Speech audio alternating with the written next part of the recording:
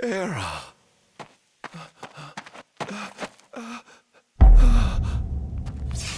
Somnus. Forgive me, brother, but the throne seats only one. Era! Gods, no!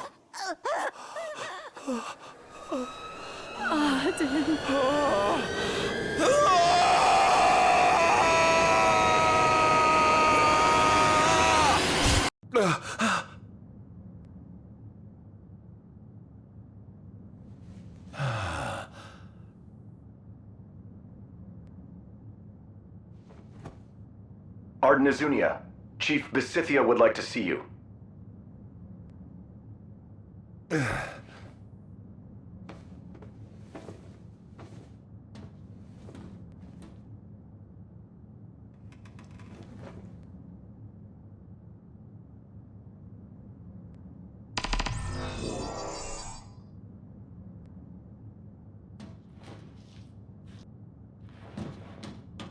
Might as well head out.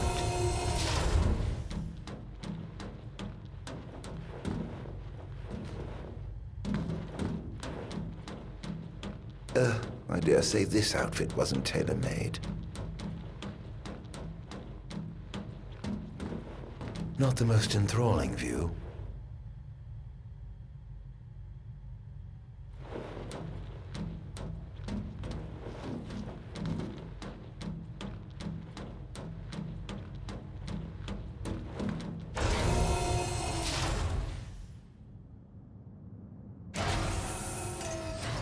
Come, have a seat.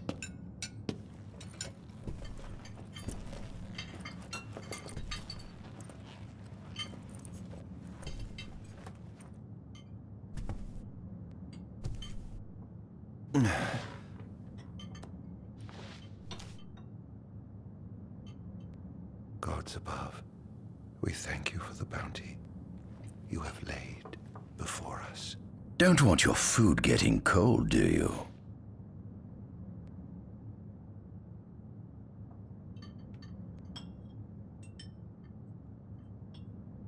Are you enjoying your stay? No. You've been asleep for years. Learning to appreciate the waking world will take time.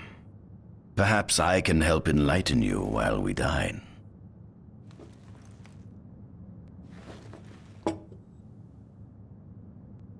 Was your examination of me a fruitful one? Oh yes, you've proven far more fascinating than expected. No wonder they kept you locked away.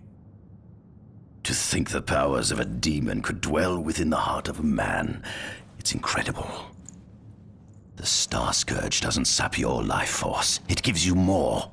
Your cells can regenerate themselves, and you can demonify other life forms as well.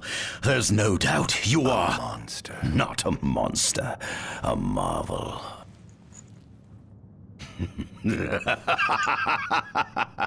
I can't wait to unravel all your mysteries. How long has it been since you brought me here? 204 days. Roughly 7 months or so. Then again, the Lucians had you locked away in that prison for nearly 2 millennia. I'd be more surprised if you hadn't lost all concept of time. You must loathe those Lucians for what they did to you.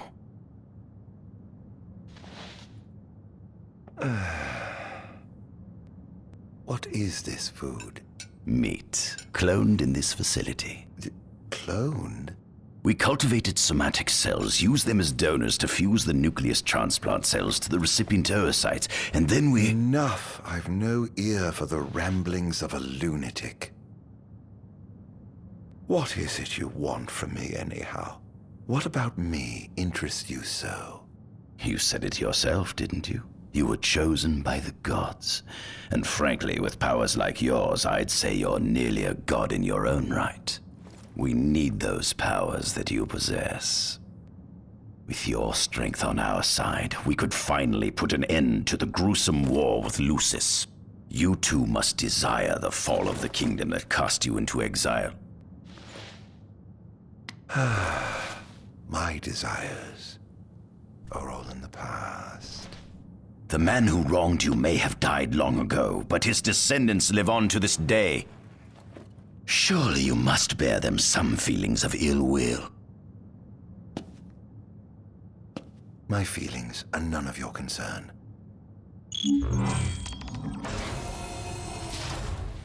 Come along.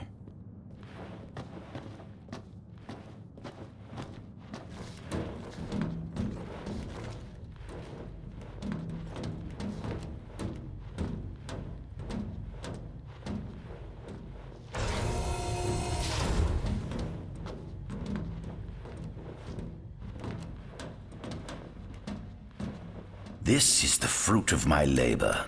A small portion of it, that is.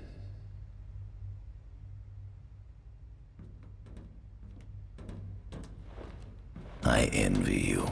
A human life is too short to truly understand all there is to know about the world. Go on, have a look. Do watch your step, won't you? Humans were first officially recognized as a new species roughly 200 years ago. According to ancient texts, however, humans have suffered from a parasitic plague wrought by the demons for upward of 2 millennia. Demonification is caused by a mutant strain of plasmodia that takes root in living creatures and changes their cellular structures. Infected creatures begin to disperse miasmal particles, the spread of which is known as the Star Scourge. The model is a replica made from plaster poured into a demon-shaped cavity discovered deep underground. Demons sublimate when their vital functions cease, so this particular specimen must have vaporized after the mud around it had already solidified. Scientists believe this subject burrowed into the earth in order to shield itself from the light of the sun.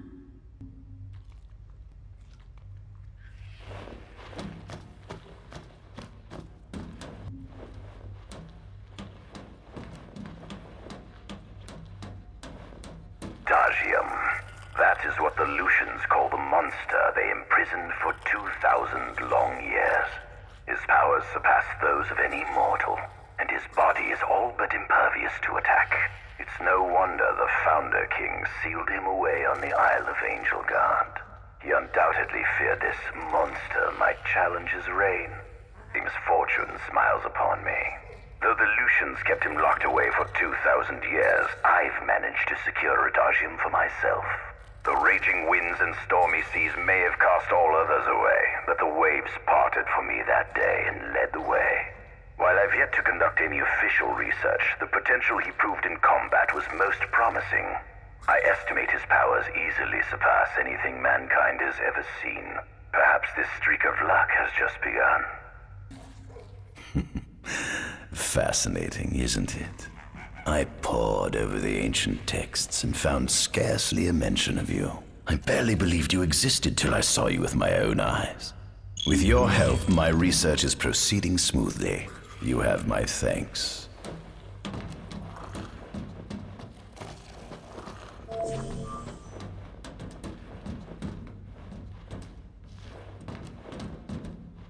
This must be how the gods feel looking down upon our world. Here we have a model of imperial territory. It includes our present lands as well as our future acquisitions. Feel free to have a look.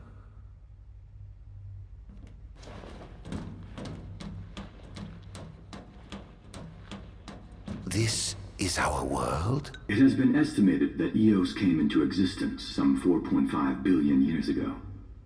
Ancient myths tell tales of 6 protector gods who first alighted upon Eos in the ancient Solheim era. Fossils thought to be remains of the oldest members of the human race were discovered in the Pistala region.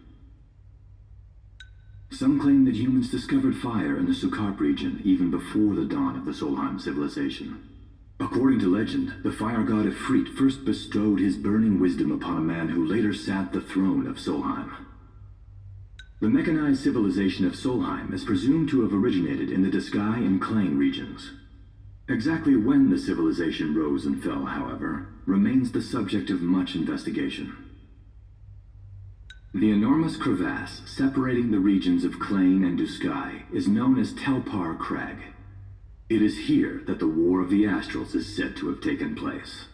When Ifrit tried to reduce mankind to ash, the other gods fought back, and some claim this clash caused the collapse of Solheim. It is said that Ifrit, having lost the War of the Astrals, was interred atop the Rock of Ravito. After the war, the ice goddess Shiva allegedly sank into a deep slumber, nestled in the Goravas Rift of Volúp. To this day, no one knows what became of the blade god Bahamut. The earth god Titan can be seen supporting the meteor at the heart of the disk of Kothis in Duskai. As for the storm god Rama, legend has it he sealed himself away within Fosha Hollow in Duskai. The sea goddess Leviathan disappeared in the wake of the war. Some say she swam below the waves and slumbers beneath the city of Altisha. Some 2,000 years ago, the gods granted Somnus Lucis Caelum 2 gifts: the sacred stone and ring. With these in hand, he founded the kingdom of Lucis. In the centuries since, Lucis has managed to expand its territory while struggling to suppress a parasitic plague. As of ME 722, Mor's Lucis Caelum sits the throne as the 112th monarch of his line. Regis Lucis Caelum is King Mor's firstborn son, and first in line to succeed his father. Angelgard, off the coast of Golden Key, is an uninhabited island that Lucians regard as sacred ground. Ancient texts tell of a monster known as Adagium supposedly sealed away within, but investigations into its existence have yet to provide conclusive evidence. Soon after the establishment of the Kingdom of Lucis, House Fulleré founded the nation of Tenebrae.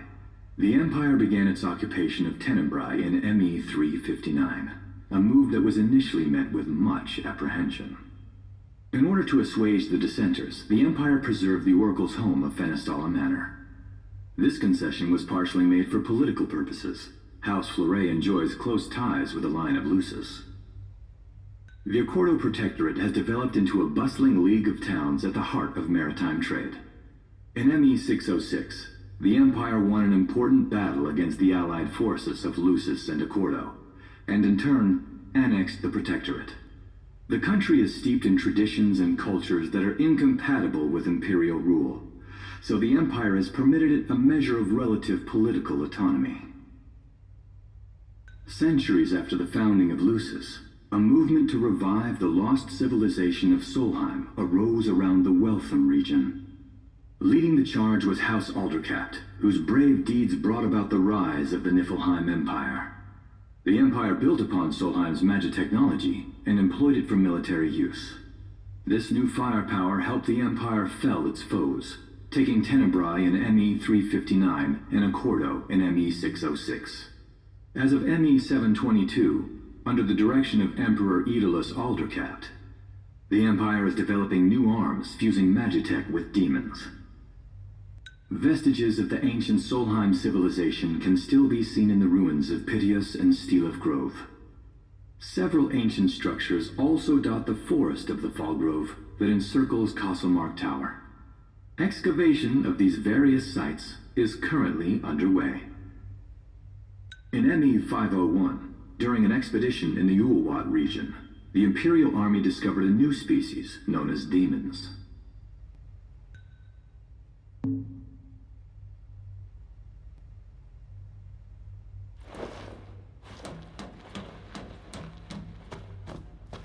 Center, we see what I presume to be Lucian warriors and the kings of yore.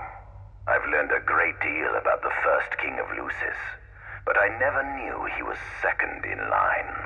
It seems to depict a legend in which the chosen king dispels the darkness.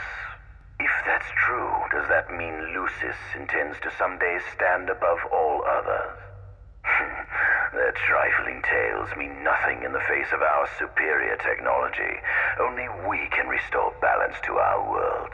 At the top of the painting, we see the Oracle herself.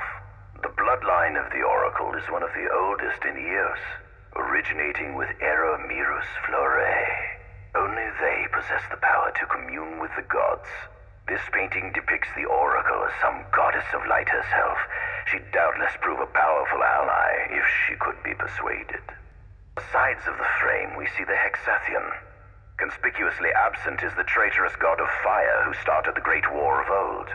Perhaps developing a deeper understanding of the demons will bring us closer to comprehending their divine counterparts. But what if I were to find a way to combine those two disparate elements? In my estimation, the grotesque creatures depicted here are likely demons. Could this mean these monsters will be harbingers of the apocalypse? If only we could find a way to harness their power for ourselves. The line of Lucis was chosen to eradicate evil from Eos. And with the divine on their side, how could they fail?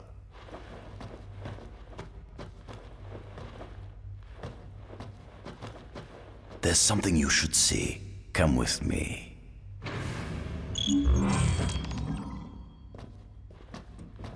I found something most interesting on the Rock of Ravito. If my experiment on this specimen succeeds, it might provide the information you've been looking for. This way.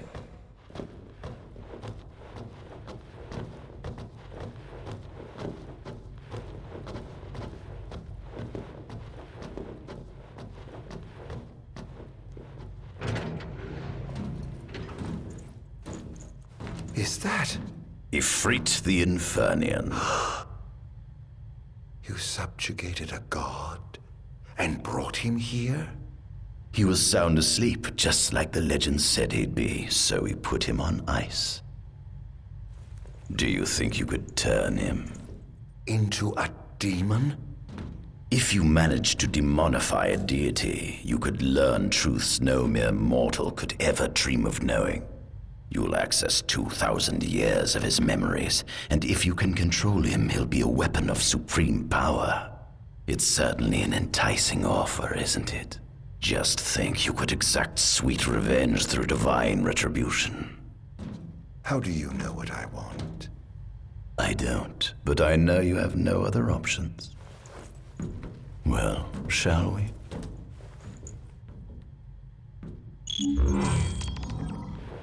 Come see the fruits of my Magitech research. This way. The ancient civilization of Solheim, forefathers of our Magitechnology, once flourished on this land. Had they not incurred the wrath of the gods, they may have remained prosperous to this day. And you wish to restore them to greatness? To surpass them, which is why I need you to lend me your strength. But I'm certain magic technology and demons are the keys to unlocking the door to a new future.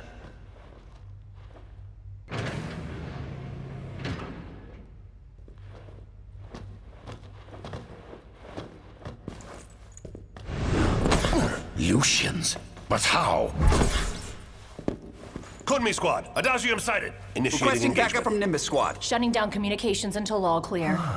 So, you've come to kill me, have you? Or die trying.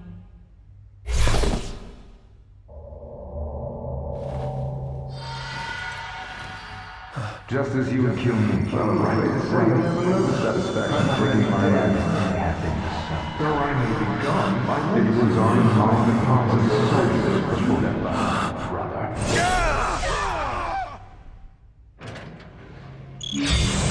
A kingdom you can no longer call your own. Would you Here goes! Here goes!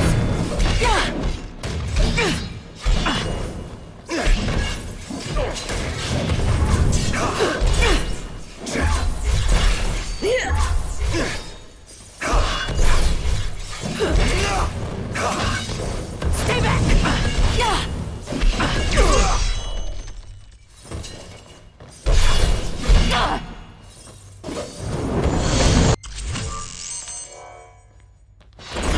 You monster!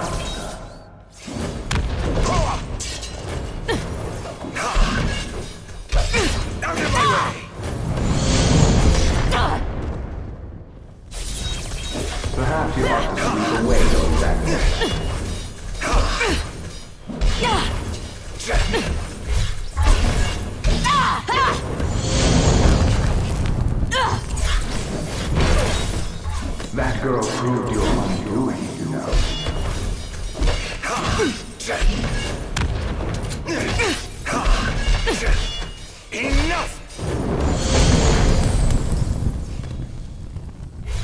I hope you know it's your fault.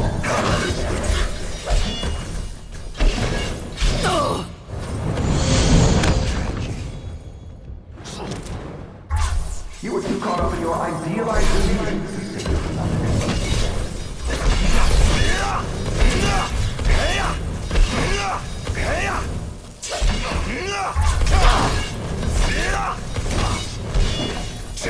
Damned monster!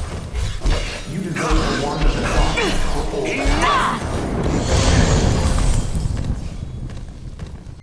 mankind only needs a savior.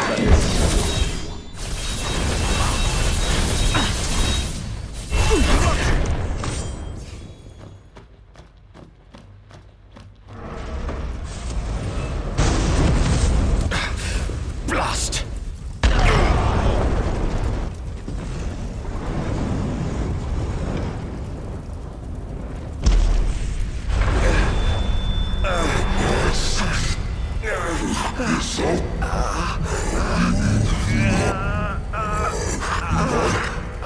He's alive.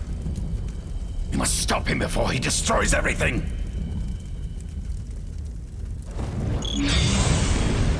Power!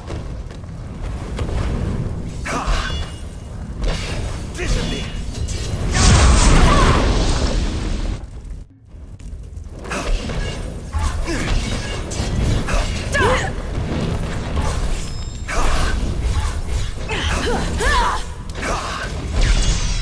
So this is it.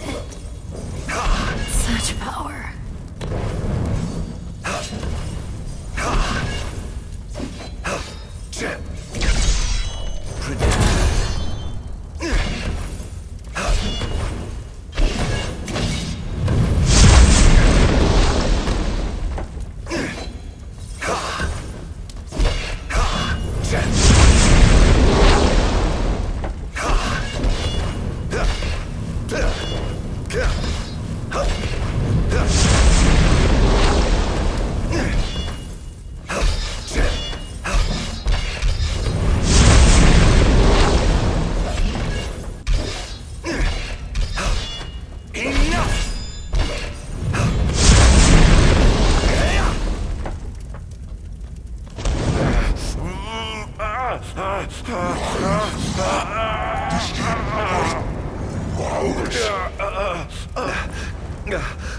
Oh, Infanian, grant me the power to take Somnus, his people, and his cursed kingdom, and burn them all to the ground!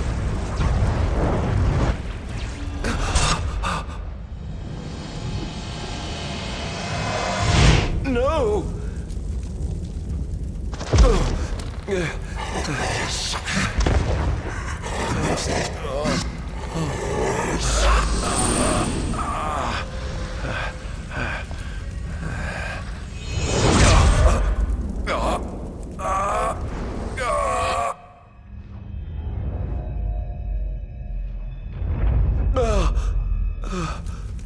I was the one chosen to be king.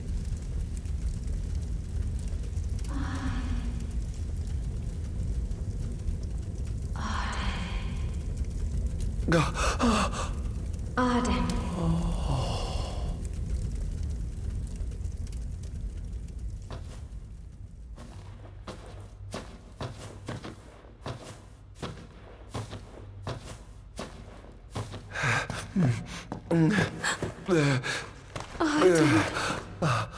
Era.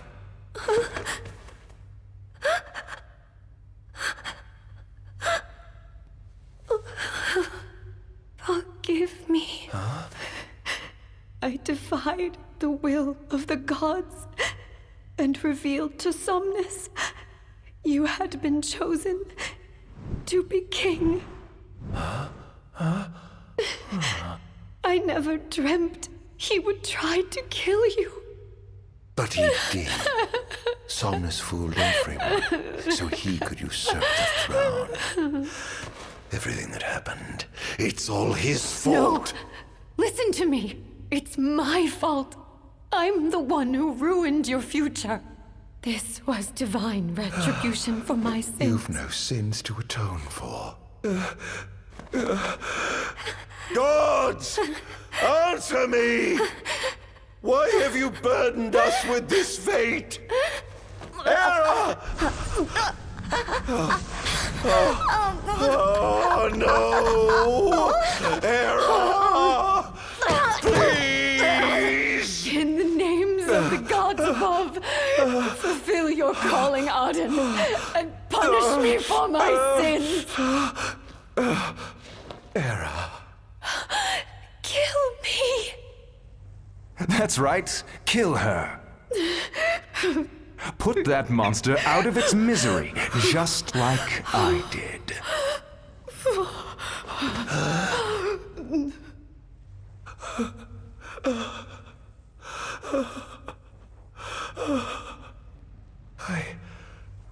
I can't. My calling is to save lives. Just like you saved that innocent man by turning him into a demon. Please, Ardyn. You must live. I can't. Not without you. Come. Why not give the lady what she wants?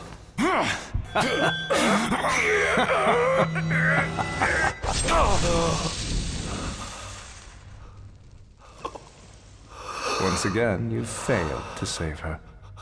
No surprise. A monster can do naught but destroy.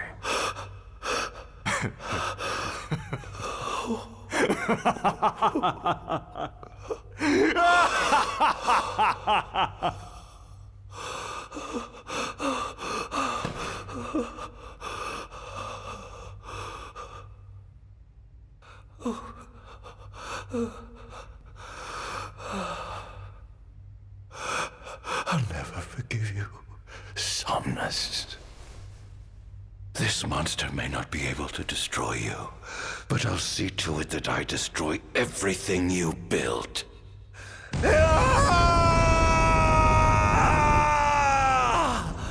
Hear me, gods above. No longer shall I supplicate you for pardon. No longer shall I sojourn toward the light. Nay, the path I intend to tread is paved with blood and darkness. No longer shall I seek your guidance. This path is mine to tread alone.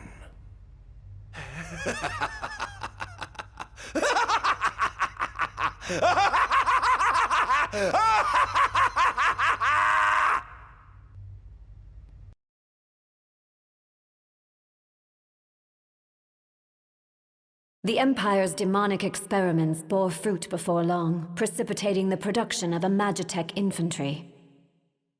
As recognition for his contribution to this research, Ardyn Azunia was inaugurated as Imperial Chancellor. Thanks to its newfound firepower, Niflheim managed to break the stalemate that shackled the nation for more than 100 years, and, in turn, forced Lucis to scale back its magical barrier. The untimely passing of King Mors ushered in the era of a new monarch, and the young Regis Lucis Kylum succeeded the throne. Meanwhile, Ardyn began to spread the Star Scourge throughout the world, stealing people's memories and learning as much about the kingdom as he could.